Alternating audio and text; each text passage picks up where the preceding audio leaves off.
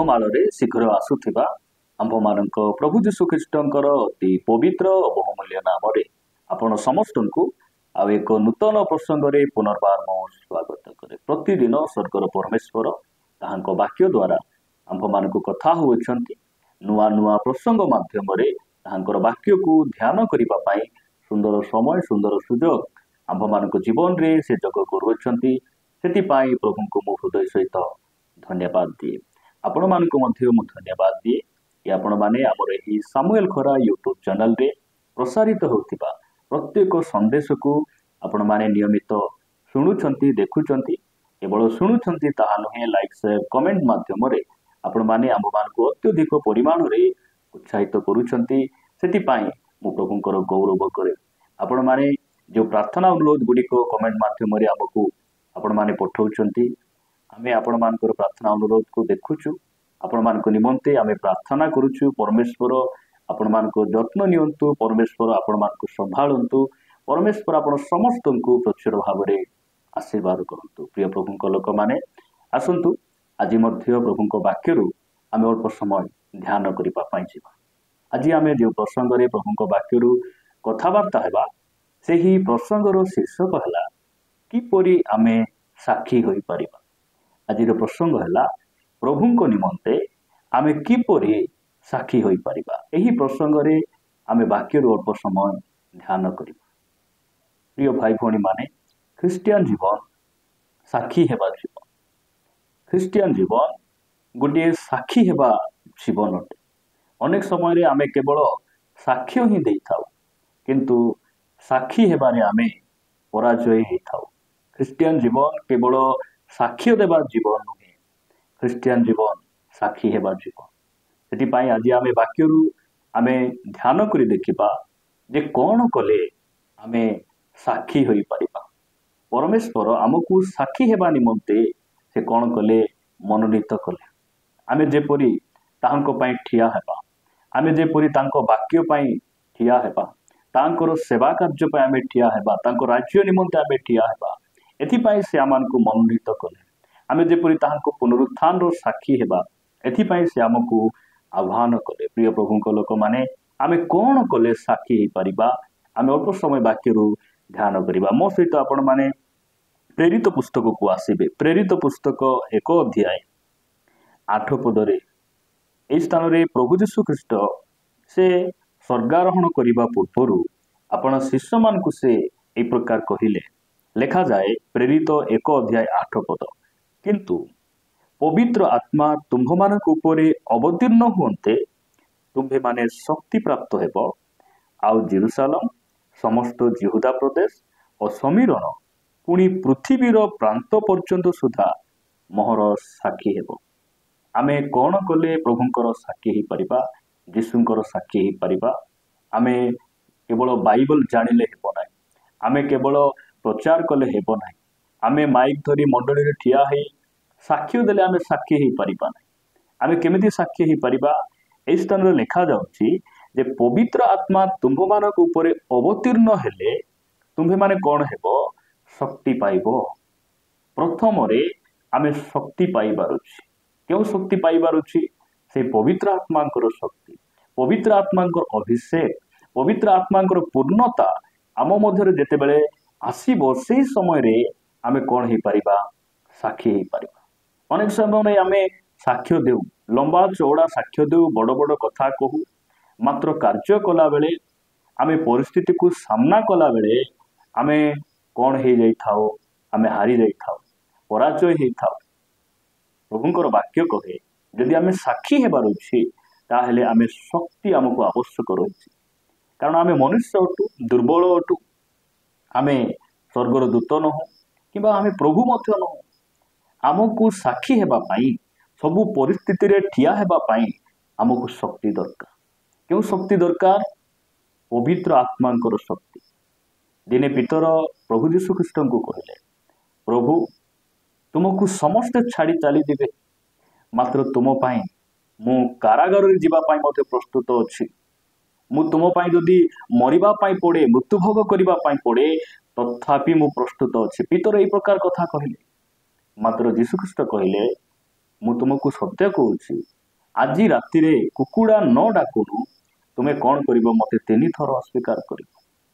ପରିସ୍ଥିତି ଯେତେବେଳେ ଆସୁଛି, ପିତର ଯୀଶୁଙ୍କୁ ମୁଁ ଜାଣି ନାହିଁ ବୋଲି ସେ 3 ଥର ଅସ୍ୱୀକାର କରୁଛନ୍ତି, ସେ ପଡ଼ି ଯାଉଛନ୍ତି। ମାତ୍ର ସେଇ ପିତର ଆପଣ ପଢ଼ିବେ ପ୍ରେରିତ 2 ଅଧ୍ୟାୟରେ, ଯେତେବେଳେ ସେ ପବିତ୍ର ଆତ୍ମାରେ ପୂର୍ଣ୍ଣ ହେଲେ, ଶକ୍ତି ପାଇଲେ, ସେଇ ପିତର ସେ ହଜାର ହଜାର ଲୋକଙ୍କ ମଧ୍ୟରେ ସେ ଠିଆ ହେଲେ ଆଉ ପ୍ରଚାର କଲେ, କହିଲେ ତୁମ୍ଭେମାନେ ଯୀଶୁଙ୍କୁ କ୍ରୁଶରେ ମାରିଦେଲ, ତୁମେ ବଧ କଲ। ଆଉ ସେଇ ପିତରଙ୍କର ସେଇ ଗୋଟିଏ ପ୍ରଚାରରେ ସେଇଦିନ ମଣ୍ଡଳୀ କ'ଣ ହେଉଛି? ଗଠନ ହେଉଛି। 3000 ଲୋକ ମଣ୍ଡଳୀରେ ସଂଯୁକ୍ତ ହେଉଛନ୍ତି। ପ୍ରିୟ ପ୍ରଭୁଙ୍କ ଲୋକମାନେ, ମୁଁ କହିବା ପାଇଁ ଚାହେଁ, ଆମେ ଯେବେ ପବିତ୍ର ଆତ୍ମାରେ ପୂର୍ଣ୍ଣ ହେବା ନାହିଁ, ପବିତ୍ର ଆତ୍ମାଙ୍କର ଶକ୍ତି ଆମେ ପାଇବା ନାହିଁ, କେବେ ମଧ୍ୟ ଆମେ ସାକ୍ଷୀ ହେଇପାରିବା ନାହିଁ। ସେଥିପାଇଁ ଖ୍ରୀଷ୍ଟିଆନ ଜୀବନ କେବଳ କହିବା ଜୀବନ ନୁହେଁ, ଖ୍ରୀଷ୍ଟିଆନ ଜୀବନ କରିବା ଜୀବନ। ଯୀଶୁ ଖ୍ରୀଷ୍ଟ କେବଳ କହିଲେ ନାହିଁ, ସେ କଲେ। ସେଥିପାଇଁ ଆମେ ସାକ୍ଷ୍ୟ ଦେବା ଲୋକ କେବଳ ହେବା ନାହିଁ, ଆମେ ସାକ୍ଷୀ ହେବା। କେମିତି ଆମେ ସାକ୍ଷୀ ହେବା? କଥାରେ ନୁହେଁ, ଆମର ଆଚରଣରେ ଆମେ ସାକ୍ଷୀ ହେବା, ଆମେ ଆମର କାର୍ଯ୍ୟରେ ଆମେ ସାକ୍ଷୀ ହେବା। ଏହା ପରମେଶ୍ୱର ଚାହାନ୍ତି। ଲେଖାଯାଏ, ତୁମେ ଯେବେ ପବିତ୍ର ଆତ୍ମାରେ ତୁମେ ପୂର୍ଣ୍ଣ ହେବ ବା ପବିତ୍ର ଆତ୍ମା ତୁମମାନଙ୍କ ମଧ୍ୟରେ ଯେତେବେଳେ ଆସିବେ, ତୁମେ ଶକ୍ତି ପାଇବ। ଶକ୍ତି ପାଇଲେ ତୁମେ କ'ଣ ହେବ? ତୁମେ ପ୍ରଥମରେ ଜେରୁସାଲେମରେ ତୁମେ ସାକ୍ଷୀ ହେବ। ଜେରୁସାଲେମ କହିଲେ ଆମର ଘର ଆଉ ଆମର ମଣ୍ଡଳୀକୁ ବୁଝାଏ। ପ୍ରଥମରେ ଖ୍ରୀଷ୍ଟିଆନ ଜୀବନ ପରିବାରରେ ବଞ୍ଚିବା ଜୀବନ। ପରିବାରରେ ଆମେ ସାକ୍ଷୀ ହେବା, ଆମର ଶାଶୁ ଶ୍ୱଶୁର ପାଖରେ, ଆମର ସ୍ତ୍ରୀ ପାଖରେ, ସ୍ୱାମୀ ପାଖରେ, ପୁଅ ଝିଅମାନଙ୍କ ସମ୍ମୁଖରେ ଆମେ ସାକ୍ଷୀ ହେବା। କେମିତି ସାକ୍ଷୀ ହେବା? ଆମର ଆଚରଣ, ଆମର କାର୍ଯ୍ୟରେ ଆମେ ସାକ୍ଷୀ ହେବା। ଆଉ ଦ୍ୱିତୀୟରେ ଆମେ କୋଉଠି ସାକ୍ଷୀ ହେବା? ଲେଖାଯାଏ, ସମସ୍ତ ଜିହୁଦା ପ୍ରଦେଶ ଓ ସମୀରଣ, ପୁଣି ପୃଥିବୀର ପ୍ରାନ୍ତ ପର୍ଯ୍ୟନ୍ତ ସୁଦ୍ଧା ମୋର ସାକ୍ଷୀ ହେବ। ପୃଥିବୀର ପ୍ରାନ୍ତରେ, ଆମର ଦେଶ ବାହାରେ ସାକ୍ଷୀ ହେବା ବହୁତ ସହଜ ଅଟେ। କିନ୍ତୁ ଖ୍ରୀଷ୍ଟିଆନ ଜୀବନ ପ୍ରଥମରେ ଘରେ ସାକ୍ଷୀ ହେବା ଜୀବନ। ପ୍ରଥମରେ ମଣ୍ଡଳୀରେ ଆମେ ଠିକ ରହିବା, ଆମର ଗାଁରେ, ଆମ ସାହିରେ ଲୋକମାନଙ୍କ ସହିତ ଆମର ଆଚରଣ କି ପ୍ରକାର ଅଛି, ସେଇଟା ସବୁଠାରୁ ବଡ଼ ବିଷୟ ଅଟେ। ପ୍ରିୟ ପ୍ରଭୁଙ୍କ ଲୋକମାନେ, ଆମେ କେମିତି ଆମେ ସାକ୍ଷୀ ହେବୁ? ପ୍ରଥମ ବିଷୟ ଆମେ ଦେଖିଲୁ ଯେ ପବିତ୍ର ଆତ୍ମାଙ୍କ ବିନା ଆମେ ସାକ୍ଷୀ ହେଇପାରିବା ନାହିଁ। ଯଦି ଆପଣ ପଢ଼ିବେ ରୋମିଓ 5 ଅଧ୍ୟାୟ 5 ପଦ, ରୋମିଓ ପୁସ୍ତକ 5 ଅଧ୍ୟାୟ 5 ପଦରେ ଲେଖାଯାଏ, ଆଉ ଭରସା ଲଜ୍ଜା ଦିଏ ନାହିଁ, କାରଣ ଆମ୍ଭମାନଙ୍କୁ ପ୍ରଦତ୍ତ ପବିତ୍ର ଆତ୍ମାଙ୍କ ଦ୍ୱାରା ଆମ୍ଭମାନଙ୍କ ହୃଦୟରେ ଈଶ୍ୱରଙ୍କ ପ୍ରେମ ପରିବ୍ୟାପ୍ତ ହୋଇଅଛି। ପବିତ୍ର ଆତ୍ମା ଯେତେବେଳେ ଆମମାନଙ୍କ ମଧ୍ୟରେ ଆସିବେ, ଆମେ ଜଗତ ପ୍ରତି ଆସକ୍ତ ହେବୁ ନାହିଁ, ଆମେ ଜାଗତିକ ଲୋକମାନଙ୍କ ପରି ଜୀବନଯାପନ କରି ଆମର ସାକ୍ଷ୍ୟକୁ ଆମେ ନଷ୍ଟ କରିବୁ ନାହିଁ।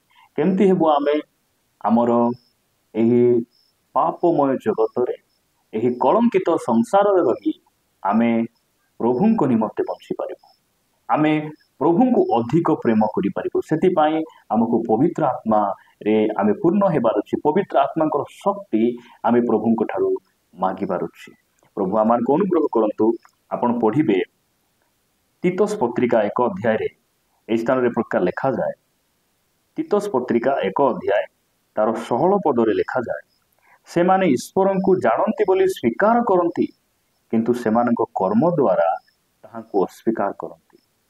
ଅନେକ ସମୟରେ ଅନେକ ଖ୍ରୀଷ୍ଟିଆନ ଭାଇ ଭଉଣୀମାନେ ପ୍ରଭୁଙ୍କୁ ଆମେ ଜାଣୁ ବୋଲି ଆମେ କୋଉଠି ନା କୋଉଠି ଆମେ କ'ଣ କରୁ? ଘୋଷଣା କରୁ। ଆମର ପିନ୍ଧାଉଡ଼ାରେ ହେଉ, ଚର୍ଚ୍ଚ ଆସିବା ଶୈଳୀରେ ହେଉ, ଅନେକ ସମୟରେ ଆମେ ବାଇବେଲ କାଖେଇ ମଣ୍ଡଳୀକୁ ଯାଉ, ଯିବାର ମଧ୍ୟ ଆବଶ୍ୟକ ରହିଛି। ଅନେକ ସମୟରେ ଆମେ ପ୍ରଭୁଙ୍କୁ ଜାଣୁ ବୋଲି ଆମେ କହୁ। ଅନେକ ଭାଇ ଭଉଣୀମାନଙ୍କୁ ଦେଖିଲେ ଏମାନେ ପରିତ୍ରାଣ ପାଇଛନ୍ତି, ପରମ୍ପରାରୁ ମୁକ୍ତ ହେଇଛନ୍ତି, ସେମାନଙ୍କର କଥାବାର୍ତ୍ତା ଆଚରଣରୁ ଜଣାପଡ଼େ। ମାତ୍ର ପରିସ୍ଥିତି ଯେତେବେଳେ ଆସେ, ସେମାନେ ସେଇ ପରିସ୍ଥିତିରେ ଯେତେବେଳେ ସେମାନେ ଯେଉଁ ପ୍ରକାର କର୍ମ ଗୁଡ଼ିକ କରନ୍ତି, ସେହି କର୍ମ ଦ୍ୱାରା ସେମାନେ କ'ଣ କରନ୍ତି?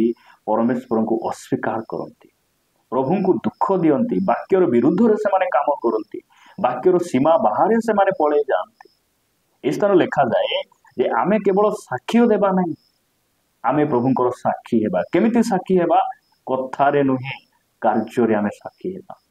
ଆମର କାର୍ଯ୍ୟରେ ଆମେ ବିଶ୍ୱସ୍ତ ହେବା, କାର୍ଯ୍ୟରେ ଆମେ ସାକ୍ଷୀ ହେବା। ଏହି ସ୍ଥାନରେ ପ୍ରକାର କଥା ସାଧୁ ପାଉଲ ସେ ଲେଖୁଛନ୍ତି। ଲେଖାଯାଏ, ସେମାନେ ଘୃଣ୍ୟ ଓ ଅବାଧ୍ୟ, ପୁଣି ସମସ୍ତ ସତ୍କର୍ମର ଅଯୋଗ୍ୟ। ଆମେ ସତ୍କର୍ମ କରିବା ଆଉ ସାକ୍ଷୀ ହେବା, ଏହା परमेश्वर चाहती वाक्य से आमको लिखि देइछंती। जदि आपण पढ़िबे साधु पीतरंक प्रथम पत्र 2 अध्याय 12 पदरे लिखा जाए, तुम्भे माने विजाति मानक मध्य सदाचरण कर जेपरि से माने जो विषय तुम्भ मानक दुष्कर्मकारी बोली निंदा करती, तुम्भ मानकर सुकर्म देखी सही विषय रे कृपा दृष्टि दिन रे ईश्वर गौरव करिवे। सदाचरण ख्रिस्टियान माने कौटी करिबा कथा? केवल मंडली रे नुहे, केवल घरे नुहे, विजाति मानक मध्य रे आमे साक्षी हेबार आवश्यक रही। जोसेफ सेमती से विदेश रे से बिक्री करा गले, से दासत्व अवस्था रे थिले, मिसर रे थिले, मात्र ताहांको दृष्टि रे मध्य सब स्थान रे से विश्वस्त हेले, से सत्कर्म करे। दानिएल तांको बाबिलोन को निया गला, से विदेश रे रही से कौन कले प्रभु को निमंत से साक्षी हेले। नाई मु राजार आहार मु भोजन करिबि नाई, बलि मांस मु भोजन करिबि नाई, से कथारे केवल साक्षी हेले नाई, कार्य से साक्षी हेले। सेति पई आमर जीवन साक्षी हेबा जीवन, आमर आचरण, आमर स्वभाव, आमे सब विषय प्रभुंकर गौरव निमंते आमे ताहांकर साक्षी हेला बली, ताहांको पुनरुत्थान साक्षी हेला बली आमानकर प्रत्येक कार्य आमे करिबा आवश्यक रहिछि। प्रिय प्रभुंक लोक माने आमे केमिति साक्षी हे परिबा? जेतेबेले आमे शक्ति पाइबा, आमे शक्ति पाइबा पर्यंत अपेक्षा करिबा, आमे ताहांकुटारु मागिबा, ताहेले आमे साक्षी हे परिबा। ख्रिस्टियान जीवन केवल साक्ष्य देवा जीवन नुहे, लंबा चौड़ा साक्ष्य कही कही आमर जीवन को बर्बाद करिबा जीवन नुहे। आमर जीवन हैला साक्षी हेबा जीवन। ख्रिस्टियान माने साक्षी हुअंती, आउ सेमानकर साक्ष्य अनेकों को कौन करे प्रभावित करे, अनुप्राणित करे, अनेकों को परित्राण दिए, अनेकों को उद्धारता प्रदान करे। प्रभु ए वाक्य दे आम समस्त को प्रचुर भाव में आशीर्वाद करंतु। आसंतु पदे प्रार्थना करिबा। प्रेमिक स्वर्गीय पिता, मु तुमको धन्यवाद दिए, गौरव करे, तो वाक्य द्वारा आम कथा हिच। धन्यवाद प्रभु, आमे केवल साक्ष्य न दे आमे तुमर साक्षी ही पारिबु। तुम आम को अनुग्रह कर, पवित्र आत्मा से शक्ति रे तुम आम को पूर्ण कर। बापा तुम शक्ति रे आमे शक्तियुक्त हे प्रभु ए पृथ्वी रे तुमरी पुनरुत्थान साक्षी हेबा पाई आम समस्त को तुम अनुग्रह कर। प्रार्थना प्रिय प्रभु यीशु नाम रे मागुछि, आमेन। समस्त को पुनर्बार प्रेज द लॉर्ड। प्रभु आम समस्त को प्रचुर भाव में आशीर्वाद करंतु। आमेन।